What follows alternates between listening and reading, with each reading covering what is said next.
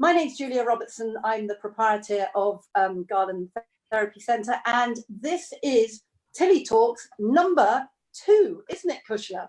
It is. It's so exciting. I'm Cushla Lamen. I'm also a Galen myotherapist, but I'm also a puppy school tutor, and I run my own dog training classes.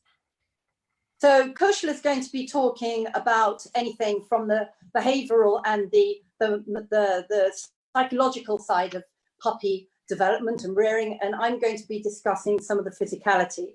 I think, to be fair, the physicality is going to be taking on more weight as we progress with these sessions. But at the first, we've got lots of questions with regards puppies' early development. But anyway, back to you, Cushla. Well, actually, I would like to know very much what Tilly has been up to this week. Good point. Good point. We've had an amazing week, actually. We've had a wonderful week.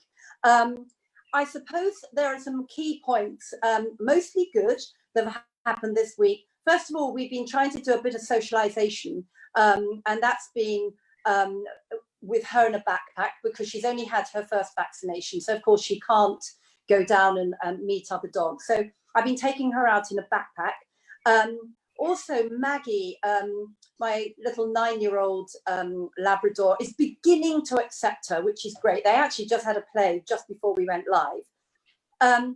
The thing about her getting separated from me is getting a bit better, but we had a big negative, which I know that we won't be discussing this week. We will be discussing possibly next week.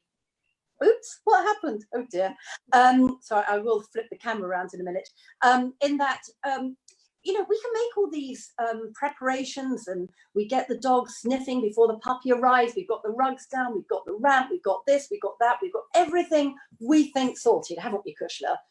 Yeah. And then something, literally a bolt from the blue. And what happened to this little thing last week, which was actually, I think it was Saturday, she went down the ramp, as she does. She asked to go for a wee. She went for a wee, just about to go for a wee. At that moment, we had the bolt of lightning and then simultaneous thunder. It sounded like an explosion. I mean, really, really bad. So the two cues were that she went outside and she had a pee. And then she just ran for her life. She didn't come anywhere near me. So you can make all the best plans and things happen. So this is why these sessions are going to be so great, because you're going to help me manage that. Yeah. But also things like injuries happen, all sorts. So what we're trying to do is prevent as much as possible, but accidents happen, don't they? Completely. And something like that you could never ever dreamt would happen while she was doing that. But that is something we will discuss, and that's something I think that a lot of people will find quite useful when we do that. Socialization is such a key thing for our puppies. It's so important. And unfortunately, we have such a small window to socialize the pups. And we talk about the socialization, but what does it actually mean? And our puppies really we've only got such a small window, regardless of what breed they are, where they came from, who bred them. We've only actually got up until about 16 weeks of age to expose everything that we can to our pups. So we need to get them used to so many different things during that period of time, which is why it was so lovely to hear you carrying Tilly around in the rucksack. Because because she gets the opportunity then to hear traffic, to see other dogs, to see other people, to experience all of these things that are going on around her. Because often they can hear it, but they can't see it, and they don't put the two together. So to be able to carry your pups around is so important. And although we think it's a really difficult time for us to be socializing our pups for at the moment, actually there are some advantages. Look at little Tilly. More interesting than me. Oh, now she's out of frame. Yeah. But it's actually, there are some advantages, because what we're teaching the pups is, if you're carrying your pups around, perhaps just in your arms or in a rucksack, then you're meeting people, but you're standing 2 meters away from them because you're being social distancing. But you're teaching the pups that they can't actually always run up to people when they would like to and choose to. And maybe we're teaching them as well that they can't jump up at strangers, because they always choose people when they've got muddy paws and people are wearing light colored trousers, guaranteed.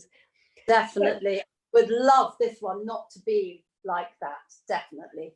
So I think this is quite nice because we're teaching them to socialize. We're teaching them that they go out, that they see people, but they don't actually always then run up to people and jump up at them to say hello. So introducing them to people at a distance like that, I think is going to actually be quite valuable. So we've got to take the positives forward from that situation at the moment.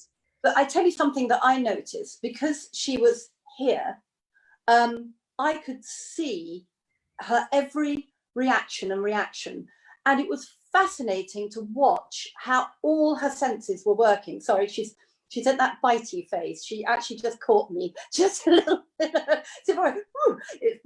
She's just done it. But her nose twitching and the noises of her sniffing and her ears and eyes, everything is following. And what's so amazing is how far in the distance she can actually see and picks up on.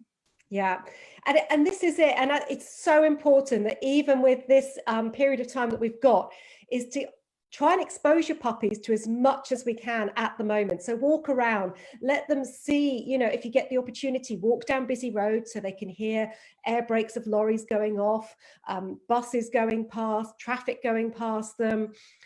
You know, a way that you can also do it, I really like, is to carry your puppies, or if they're old enough to go down, is to go and stand in the corner of a supermarket car park. So they get exposed to lots of cars. Cars are going past nice and slowly. They get the chance to see them, and they get a chance to take all of that in.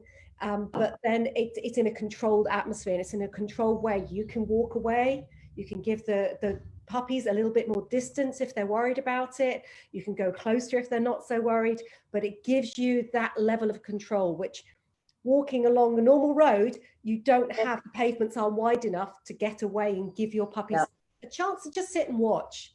It's just fascinating to know what they haven't seen, because they tell you what they haven't seen, can't they, by their reaction. So it's amazing how, obviously, I mean, Tilly's only been on the planet for nearly 10 weeks. So she hasn't met a lot, only within this confine. So the moment she meets anything new, it's fascinating to see her reaction.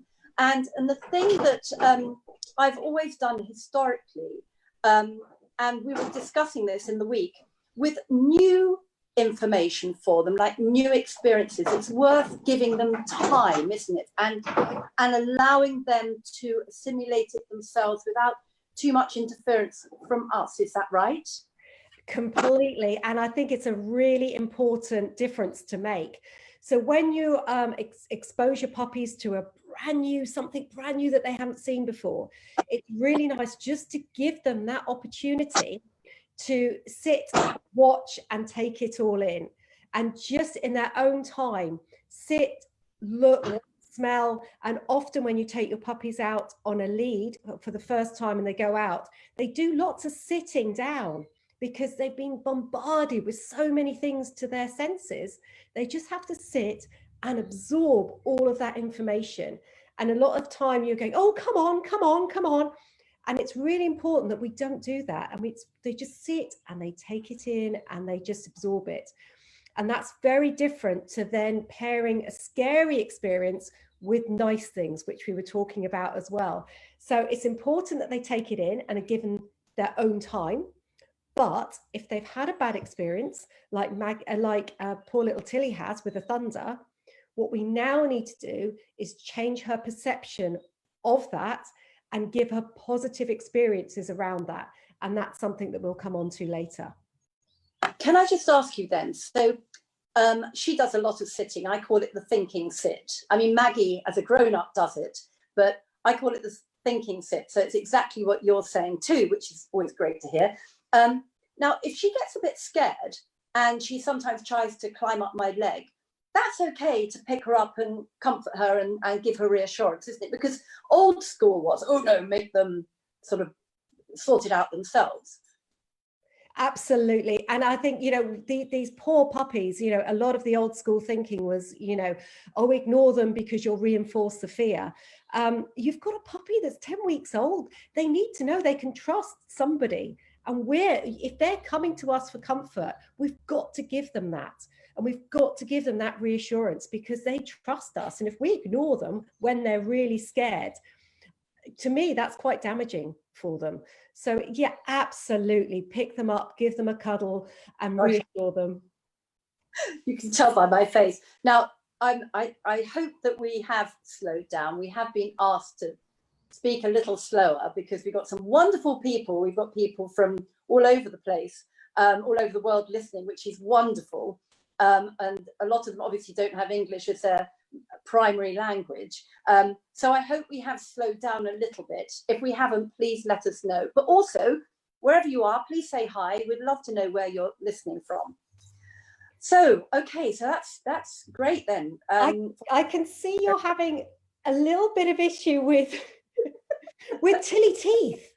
Tilly dog, Tilly teeth. They've become very obvious in the last couple of days, actually. You would think that anything so small and tiny couldn't inflict so much. Absolutely classic play biting. And I think it's really important that we just mention this a little bit because so many people think that they have the most, they suddenly think they have a devil puppy and they think, what have I got? I brought this home and it's hanging on to every part of my anatomy. The feet are the worst. The feet are delicious. Yeah, there is something I better say about the feet actually is if your puppy is jumping up and is nipping at your feet or nipping at any part of your anatomy, do not do any noises. So a lot of old-fashioned training used to go, ow, ow. Well, as far as the puppy's concerned, they've got the biggest squeaky toy in the world. Every time I sink my teeth into your feet, you squeak. You're fun. I'm going to do that again. So try if we can, if there's no sort of blood being pulled, then basically, if you can, is ignore it. But the other thing is we need to direct them onto what they can bite, which is where we come along to really nice toys. And I know you've got a lovely toy there with Tilly, haven't you, this afternoon? I have. Tilly Teeth has just gone to sleep now, so I'm going to have to prod the monster to wake her up. No, she's just having a little nap. But I really like nice long toys. Yeah. Okay, so I've got a nice tuggy here, fleece tuggy, so it's got loads of give in it. I know you've got something similar with Tilly now, a nice long toy. And I will flip her around and I'll take her around the other side. Yeah, so long toys are really good because bitey end of puppy is this end and your hand is this end. And tuggy games are very exciting. You've got to make the game exciting for your pups. Otherwise, they're not going to play with you. So here we've got a nice so Tilly's got a lovely little game. The toy is always nice and low on the floor. Make it really exciting. So it's a really predatory sort of chasey game. So it's like, oh, what's that? And as you can see, Julia and Tilly have got a lovely long toy with lots of long bits that she can grab hold of. So the chances of her actually nipping your hand is a lot less because she's got a nice big toy to aim at. And we're just going to talk a little bit about playing tuggy. Mentally, it's really good. So as soon as your puppy starts to get a little bit play bitey, give them a toy because that's what they're allowed to bite on. Not me, on the toy. But Julie, you were going to talk a little bit about the physicality, weren't you, of tugging as well? Yeah, I mean, tugging is such a natural thing for them to do with each other. If they were still in their litter, they would still be tugging with each other, probably over food, for one thing, but also to rip food from if they were eating in a very natural situation. But what we tend to do is we, as humans, tend to look at it as a fight. So we tend to think that a tug, we've got to put a lot of resistance. Now, these little guys have got very, very soft teeth, even though they're a bit sharp, but soft jaws. All their bones haven't formed, their muscles are forming, nothing is forming. All we offer is the smallest little bit of resistance, the tiniest bit, and also keep it at head or lower than head level. The moment you lift it up to this sort of height, you assert all the wrong loading on all the joints. I don't know if you just saw that. The moment you lift it up, it goes into the elbows, the hip, the back, completely wrong. So we want to preserve our wonderful puppies' health and mobility and strength and development in their skeleton. So that is really important, not to assert too much pressure and to get the angle right. The other thing is, please, please, please tug on carpet. Do not tug on floors. We will be going on about floors as time goes on. In our opinion, flooring and slippery flooring on young puppies and older dogs, in fact, all age of dogs, is one of the biggest things that can cause them ongoing injury. Yeah. And it's a big, big problem. Yeah. So we had a question last week from someone who's saying about play biting and with young children as well. And what I like to teach is, if the young children, if they're old enough, get them to choose their favorite toy, their favorite puppy toy. Make sure it's a big, big, big toy. And every time the puppy comes up and starts to do the nipping, go and get them to get that favorite toy of theirs to play the game with the pup. And the other thing to do, because we're all going to be very excited and they might be running around in the garden and the pup's trying to chase them and trying to join in the game. If the puppy's getting overexcited, two things to do. One is teach your children statues. So stand still, arms into your side, stare up at the sky. Okay, so they become boring.